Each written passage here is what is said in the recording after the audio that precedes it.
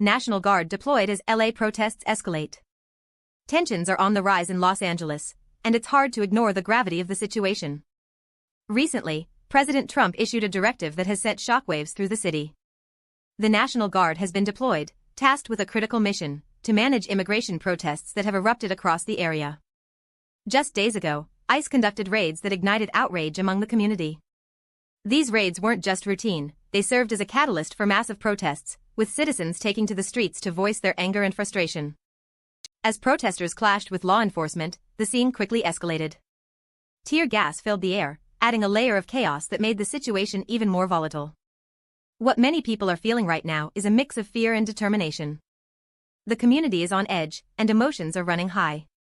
On one hand, authorities claim that deploying the National Guard is essential for public safety. But on the other hand, many are questioning whether this is truly the best approach to address the concerns surrounding immigration and community safety. It's a complex issue that doesn't have easy answers. The protests highlight a deep-seated frustration that many individuals feel about immigration policies and their impact on families and communities. As the National Guard stands ready, the question looms, are they here to protect or to provoke further unrest? This moment is critical, and the stakes are incredibly high. The community's response is a reflection of years of tension and unresolved issues surrounding immigration. People are not just protesting, they're expressing a longing for change, for understanding, and for solutions that respect human dignity.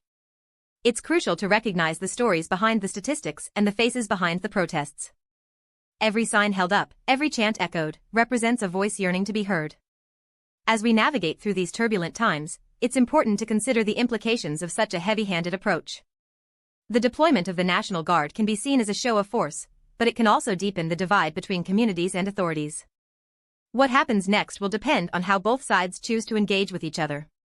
Will there be an opportunity for dialogue, or will tensions continue to escalate? The community is watching closely, and the world is paying attention. This isn't just about policies, it's about people and their lives. As we reflect on these events, let's keep in mind the underlying issues that have brought us to this point. This is a crucial moment for Los Angeles and for the country, and how we respond will shape the future. So, what does this mean for the people involved and for the broader conversation about immigration in America? Only time will tell, but one thing is clear, change is needed, and it's needed now. Thank you for joining me as we explore this pressing issue.